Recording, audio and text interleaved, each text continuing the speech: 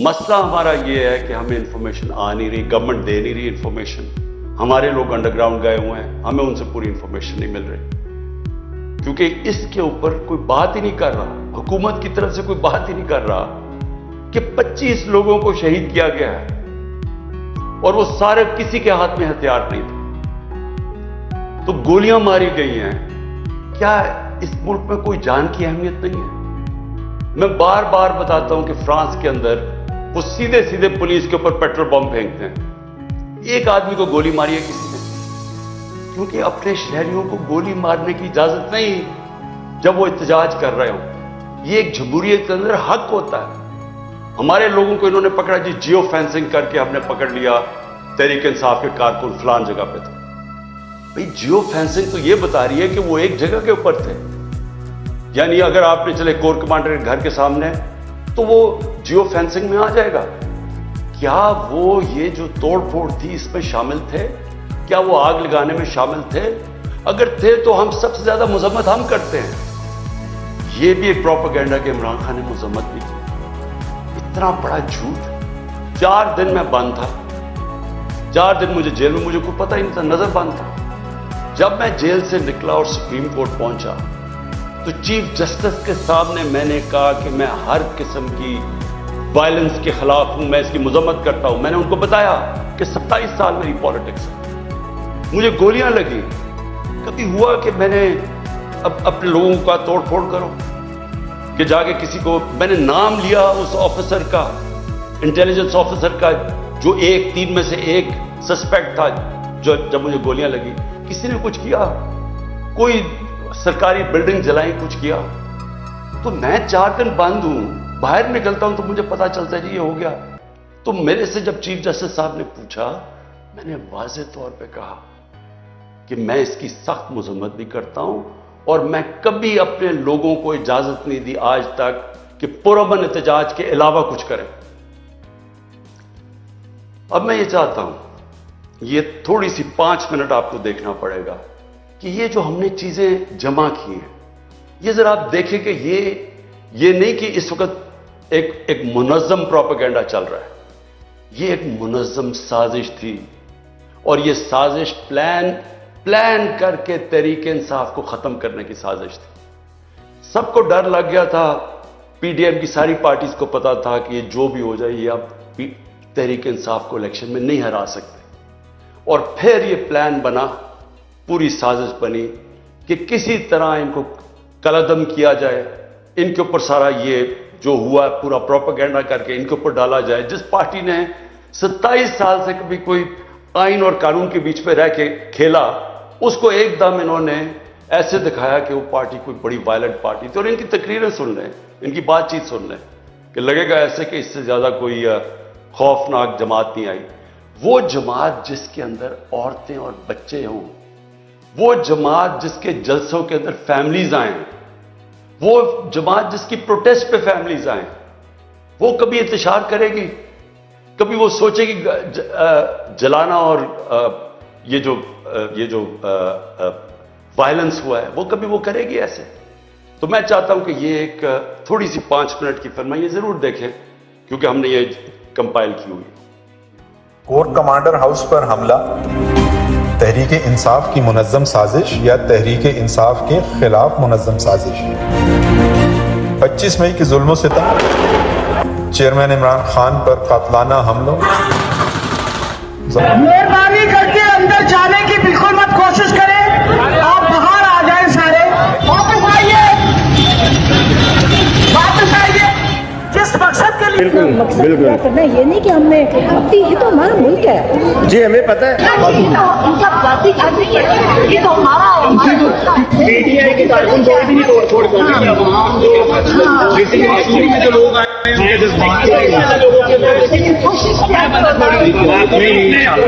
कहा कि इसमें ये चंद विजुअल्स हैं।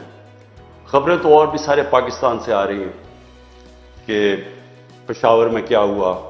शाह फरमान हमारे मेन लीडर, पार्टी के फाउंडर मेंबर, हमारा जो वजीर इत्तलात था शौकत यूसुफ सही, वो फाउंडर मेंबर, उनको वो कौन लोग थे जिन्होंने पकड़ कर उनके कपड़े फाड़ दिए जब वो रोक रहे थे लोगों को कि नहीं आपने ये लोगों को इश्तिहार नहीं देना, हम पुरअमन एहतजाज करेंगे। तो वो कौन लोग थे? हर जगह से एक ही खबरें आ रही हैं। वहां मियां वाली में वो लोग बड़े फख्र से वो जहाज, उसको जहाज चौक कहते हैं, तो वो जो सेबर जेट लगा हुआ है, बड़े फख्र से लोग उसको देखते हैं। वो MNA जो हमारे अमजद अली खान है, उन्होंने कहा मेरे सामने ये लोग आए और इनके पास कोई चीज थी, क्योंकि वो जल ही नहीं सकता था, वो तो एल्यूमिनियम था। इन्होंने कुछ किया, इनके सामने आके उसको जला दिया। तो इसके ऊपर बहुत जरूरी है, जिस तरह सारी दुनिया में एक इंडिपेंडेंट इन्वेस्टिगेशन होती है, हम कुछ नहीं और चाह रहे हैं, हम सिर्फ चाह रहे हैं कि इंडिपेंडेंट इन्वेस्टिगेशन की जाए। और मैं आज जितनी मुझे इंफॉर्मेशन है, और मेरी 27 साल की पॉलिटिक्स है, यानी मैं इसको कहता हूं 27 साल की इंसाफ की तहरीक की जदोजहद है, जहाद है। मैं ये चाहता हूं कि एक जब भी ये इन्वेस्टिगेशन होगी, मैं अभी आपके सामने पेशेंट गोई करता हूं कि निकलेगा क्या। मुझे पुलिस से भी पकड़वा सकते थे, मैं high court, Islamabad high court की बिल्डिंग से बाहर निकलता, वहां पुलिस ही पुलिस थी, वो पुलिस मुझे पकड़ लेती। हमारे पास तो कोई लोग नहीं थे, बाहर भी पकड़ सकते थे। क्या जरूरत पड़ी थी कि मैं वहां बैठा हूं, तोड़ फोड़ करके, जिस तरह अटैक किया रेंजर्स ने, जिस तरह लोगों को मारा, वकीलों को मारा। वो बेचारा वहां अमला था, उसके अंदर जो बायोमेट्रिक वेरिफिकेशन का अमला बैठा हुआ था, उनकी मशीनें थी, उनको मारा, मशीनें तोड़ दी। हम कौन थे? वहां कुछ दहशतगर्द बैठे हुए थे, मुझे मारा और फिर जिस तरह पकड़ के लेके गए। सारी दुनिया में जब उसके इमेजेस आने थे तो क्या उसका रिएक्शन नहीं आना था? लेकिन रिएक्शन शाह महमूद कुरैशी कह रहा है कि पुरअमन एहतजाज। असद उमर जो हमारे सेक्रेटरी जनरल है, वो कह रहे हैं पुरअमन। यास्मीन राशिद कह रही हैं, और वो उधर शाह फरमान, सारी जगह से लीडरशिप कह रही है पुरअमन एहतजाज। मुझे जेल में डाल देते हैं, मुझे पता नहीं चलता क्या होता है। तो क्या ये जिन लोगों ने ये प्लान करके, रेडियो पाकिस्तान की बिल्डिंग कैसे जल गई? एहतजाज तो कहीं और हो रहा था, उधर कौन पहुंच के किसने बिल्डिंग जला दी? CCTV कैमरास हैं इधर। वो जो आदमी इश्तियाल जलवा रहा है लोगों को कोर कमांडर के घर के बाहर, और जैसे ही लोग अंदर जाते हैं खुद भाग जाता है। इनकी तो आप नादरा के डेटाबेस में आप उसको पता चल सकता है वो कौन आदमी था। तो क्या कोई किसी किस्म की कोई इन्वेस्टिगेशन के बगैर एक वन साइडेड कंट्रोल्ड मीडिया के ऊपर प्रोपेगेंडा चल रहा है? मुझे पकड़ा, इंटरनेट सर्विसेज बंद की, सारे मीडिया के ऊपर कंट्रोल कर लिया, और कंट्रोल्ड मीडिया के ऊपर पहले से वन साइडेड प्रोपेगेंडा चलना शुरू हो गया कि PTI ने कितना जुल्म किया। मौका ही नहीं दिया हमें अपना मौका पेश करने के लिए, सबको पकड़ के जेलों में डाल दिया। मैं अकेला जो सुप्रीम कोर्ट के बाद जब मुझे रिहा होता हूं, पहले मुझे 3 घंटे इस्लामाबाद हाई कोर्ट के अंदर बंद कर देते हैं कि जी रास्ता ही नहीं साफ। वो अगर वो रात के 11 बजे मैं वहां से निकलता हूं, हालांकि फैसला 6 बजे आ गया था, मैं बैठा हुआ वहां। उसके बाद हमारे लोगों को हर किसी को पकड़ लेते हैं। मैं ये सवाल पूछता हूं कि किस दुनिया में ऐसे होता है कि सारी सीनियर लीडरशिप को पकड़ लिया? वो भी जो लोग कह रहे थे कि पुरअमन एहतजाज होना चाहिए, उनको भी पकड़ लिया। वो लोग जिन्होंने हमेशा बात की कि हम PTI आइन और कानून के बीच में रहना चाहते हैं, सारे आज जेल में हैं, सारी सीनियर लीडरशिप जेल में, ये छुपी हुई है। और फिर कारकुनों को पकड़ लिया, लेकिन कारकुनों को नहीं सिर्फ पकड़ा, जो भी सपोर्टर्स थे उनको पकड़ लिया। यानी ये इंतहा थी कि पिछली इतवार को हमने तहरीक इंसाफ ने एक कॉल दी कि पाकिस्तान को बचाओ, आइन को बचाओ, पाकिस्तान बचाओ। इसके ऊपर लोग अपने प्लेकार्ड्स पकड़ के आइन बचाओ पाकिस्तान बचाओ खड़े हैं, उनमें से लोगों को पकड़ के ले गए। कभी औरतों से, मैं ये बार बार कहता हूं, कभी औरतों से ये जुल्म नहीं किया जो हमने इस बारी देखा कि किस, यानी प्लान करके औरतों को जलील करना। पुरअमन एहतजाज, आइन हमें हक देता है, हम कहीं भी एहतजाज कर सकते हैं। आइन ने यह नहीं कहा कि आप इधर एहतजाज कर सकते हैं, इधर नहीं कर सकते। कहीं भी पाकिस्तान के अंदर हम एहतजाज कर सकते हैं अगर हम समझें तो कोई नाइंसाफी और जुल्म हो रहा है। ये हमारा हक है, ये आइन हमें हक देता है। ये कह रहे हैं जी कि जो भी पीटीआई का वो आइन बचाओ मुल्क बचाओ पे खड़े हुए हैं, उनको भी पकड़ के जेलों में डाल दिया। वर्कर्स को क्या कह रही थी, जियो फेंसिंग हमने की, वो लोग वहां खड़े हुए थे। लोग अगर पुरअमन एहतजाज कर रहे हैं तो वो कौन सा कानून तोड़ रहे हैं, उस पर पकड़ के लोगों को अंदर डाल दिया। लोग निकलते हैं, जेल में से निकलते हैं, अदालत जाते हैं, बेल मिलती है, पुलिस खड़ी होती है, फिर जेलों में डाल देती है। देखिए, ये कोई इसलिए नहीं हो रहा कि पीटीआई ने कोई गलतियां की हैं या कोई जुल्म किया। और मैं ये आवाजें कर दूं, किसी पीटीआई का कारकुन कोई जला रहा है, कुछ कानून तोड़ रहा है, गाड़ियां तोड़ रहा है, अगर उसकी तस्वीर आती है हमें बताएं, हम उसको कहेंगे कि जाके अपने आप को अदालत के सामने पेश करो। हम कहेंगे उनको जेलों में डालो, सजाएं दो। लेकिन ये तो होता ही नहीं है कि वन साइडेड एक पूरी कैंपेन चल रही है जो पीटीआई का। और अच्छा, इसमें क्या उन्होंने गलती की कि आइन बचाओ पाकिस्तान बचाओ, वो खड़े हैं दरवाजों के बाद, वो जो एक लम्स का प्रोफेसर है उसके देखिए हाल, टांग तोड़ दी, बाजू तोड़ दिया, वो ये खड़ा हुआ फैमिली के साथ, आइन बचाओ पाकिस्तान बचाओ। ये कौन सा इसने मुल्क का कानून तोड़ा था? तो इस वक्त कोई मुल्क के अंदर कानून नहीं काम कर रहा, हमें सिर्फ उम्मीद अदलिया से। और अदलिया के ऊपर इतना प्रेशर डाला हुआ है इन्होंने, जजेस के ऊपर जो प्रेशर डाला हुआ है कि किसी तरह हमें रिलीफ ना मिले। देखें होगा क्या, जरा आगे का मैं आप सोचता हूं ना, मैं एज ए पाकिस्तानी सोचता हूं। अगर तो मुझे कोई ये बता दे, हमारी ये पीडीएम की सारी जमातें बता दें, हमारी एस्टैब्लिशमेंट बता दें कि जी हमें ये बताएं कि अगर अब आपने हमारे जो 2 इलेक्शंस जो होने चाहिए थे 14 मई को, एक पंजाब का और उसके बाद पख्तूनख्वा का, पाकिस्तान का आइन तोड़ा गया है, आइन टूट गया पाकिस्तान का, इन्होंने इलेक्शन नहीं करवाया, ये केयरटेकर गवर्नमेंट अब गैर कानूनी बन चुकी हैं, इनके सारे ऑर्डर्स इलीगल हैं, तो गैर आईनी तो हो गया काम, नजरिया जरूरत पे तो चल रहा है पाकिस्तान, अब आइन से तो हट चुका है। तो मुझे ये बता दें कि ये हमें कह रहे थे कि जस्टिस साहब ने कहा कि नेगोशिएट करो इनसे, हमने बातचीत शुरू की। वो कह रहे जी जब इलेक्शन होंगे, सितंबर के अंदर इलेक्शन होंगे, तो हमने कहा कि आपने सितंबर में करवाना है, अक्टूबर में करवाना है, वो आपका राइट है, फेडरल गवर्नमेंट में आप है, लेकिन हमारा राइट था प्रोविंसेस में, नहीं प्रोविंसेस में भी हमने करवाना। अब मैं ये पूछना चाहता हूं इनसे हम नेगोशिएट क्या करें, क्योंकि ये नेगोशिएट करना ही नहीं चाहते, क्योंकि ये चाहते ही नहीं तहरीक इंसाफ के खिलाफ इलेक्शन लड़ा जाए, इनको पता है इलेक्शंस में इन्होंने हार जाना है।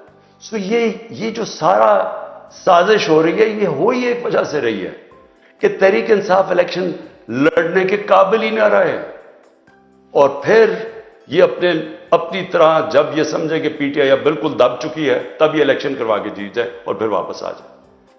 तो एस्टेब्लिशमेंट से भी मैं पूछता हूं कि इससे मुल्क को क्या फायदा है। चले मैं मान गया पीडीएम आ गई, वो तो अभी भी बैठी हुई है, लेकिन पाकिस्तान को इसका क्या फायदा है?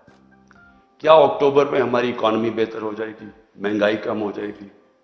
मैं समझने की कोशिश कर रहा हूं कि क्या चेंज आएगा, क्योंकि पाकिस्तान तो ऐसे करके नीचे जा रहा है, सबके सामने पाकिस्तान के हालात हैं। तो पाकिस्तान को इसका क्या फायदा है? आप मुझे यही बता दें कि पाकिस्तान को इसका अक्टूबर में इलेक्शन का क्या फायदा है। मुझे यह बता दें कि अच्छा -1 कर दे इमरान खान को, इससे पाकिस्तान का यह फायदा है, वो भी मुझे बता दें, मैं -1 होने के लिए तैयार हूं। मुल्क तो ना मेरा तबाह हो, लेकिन ये जो चीजें हैं ये तो हम वो कहते हैं ना, हम उधर जा रहे हैं beyond the point of no return, इधर से वापसी कोई नहीं है। जब एक मुल्क का आइन टूट जाता है, जब मुल्क के सुप्रीम कोर्ट के फैसले नहीं माने जाते, जब हाई कोर्ट फैसला करता है कि जी इमरान रियाज को या प्रोड्यूस करो और उसको नहीं दिया जाता, उसको सामने अदालत के नहीं लेके आते, जब 7,500 तहरीक इंसाफ के कारकुनों को जेलों में डाला हुआ है, ज्यादातर तो अभी तक अदालतों में नहीं आए। जब वो आते हैं पकड़ के फिर से ले जाते हैं। किस कानून के तहत? तो ये कानून तो खत्म हो गया पाकिस्तान में। ये तो अब जनरल कानून है। तो इदारे भी क्रश कर दिए। सुप्रीम कोर्ट के ऊपर प्रेशर डाल दिया, उसके फैसले नहीं मानते। 14 मई गुजर गई, इलेक्शन नहीं हुआ। उसके बाद हाई कोर्ट के फैसले नहीं मानते। नीचे से फैसले होते हैं, वो कहते हैं प्रोड्यूस करो, हमें नीचे सेशन कोर्ट में प्रोड्यूस नहीं करते। वो फैसला करते हैं, वो पुलिस उनकी सुनती नहीं है। घरों पे दावा बोला जा रहा है, घरों में घुस के घर तोड़े जा रहे हैं। किस कानून के तहत? लोगों के घरों के अंदर घुसती है पुलिस, सब घर तोड़ के। अच्छा, अगर वो जो जिसको लेने जाए अगर वो नहीं है तो उसके रिश्तेदारों को पकड़ लेते हैं, औरतों को पकड़ के ले जाते हैं। ये किस कानून के तहत हो रहा है? और ये हम किस तरफ जा रहे हैं? तो ये एक पार्टी को खत्म करने के लिए हम सारे अपने मुल्क को तबाह कर रहे हैं। क्योंकि कानून, रूल ऑफ लॉ जब एक मुल्क में खत्म होता है, वो मुल्क तबाह हो जाता है। उसको बनाना रिपब्लिक कहते हैं। इससे क्या हो रहा है कि हमारे मुल्क का पैसा आज मुल्क को छोड़ छोड़ के बाहर जा रहा है। हमारे प्रोफेशनल्स, 9 लाख प्रोफेशनल मुल्क छोड़ के चले गए हैं। शौकत खानम में तकरीबन 10% कंसल्टेंट्स। याद रखें, अस्पताल, कैंसर अस्पताल के लिए बड़ा मुश्किल होता है क्योंकि स्पेशलिस्ट डॉक्टर्स होते हैं। 10% कह रहे हैं, 5% छोड़ के चले गए, 5% तैयार है छोड़ने की। क्योंकि लोग उम्मीद खत्म हो गई है लोगों को मुल्क से। बैरून मुल्क पाकिस्तानी क्यों शोर मचा रहे हैं? वो देख रहे हैं मुल्क तबाही की तरफ जा रहे हैं। तो मैं आज अपील करता हूं हर वो लोग जो इस वक्त पावर में बैठे हैं कि देखें, इस वक्त ये मुल्क आपने संभालना है, ये आपका भी पाकिस्तान है। फायदा सिर्फ अगर ये नीचे भी चला जाएगा तो सिर्फ उनको होगा जिनका सारा कुछ बाहर पड़ा हुआ है, जिनके अरबों डॉलर बाहर पड़े हुए हैं। उनको कोई, ये पीडीएम के लोगों को कोई फर्क नहीं पड़ रहा, ना जरदारी को कोई फर्क पड़ रहा है, ना नवाज शरीफ को कोई फर्क पड़ रहा है। लेकिन जिन्होंने जीना मरना इस मुल्क में है, वो तो सामने तबाही देख रहे हैं। मुझे कह जी कि इमरान साहब, आपको अगर मुल्क से बाहर जाने की कहा जाए तो आप चले जाएंगे। मैं क्यों बाहर जाऊंगा? मेरी कौन सी बाहर प्रॉपर्टी रहेगी? मैं तो सब कुछ बेच के अपने मुल्क में ले आऊंगा। ये मेरा तो घर है, ये मेरा। मैं क्यों कहीं बाहर जाऊंगा?